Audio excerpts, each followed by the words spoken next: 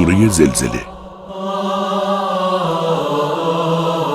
بسم الله الرحمن الرحیم. به نام الله که بخشاینده و با رحمت است.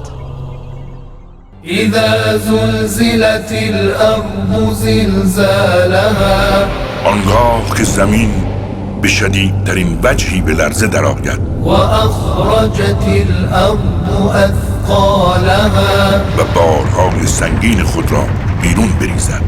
و قال الانسان ما لها، در آن حال انسان گوید زمین را چه شده است؟ یومئذ تحدث اخبارها، در آن روز زمین اخبارش را بازگو کند.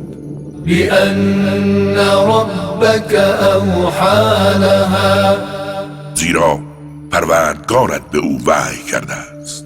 يومئذ يصدر الناس أشتاتا ليروا أعمالهم، در آن روز مردم در گروه‌های مختلف از گورها خارج می‌شوند تا عملکردشان را به آنها نشان دهند.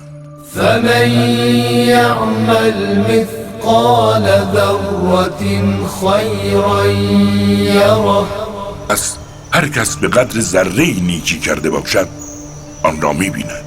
ومن يعمل مثقال ذرة شرا يره، و هر کس به قدر ذره‌ای بدی کرده باشد آن را می‌بیند.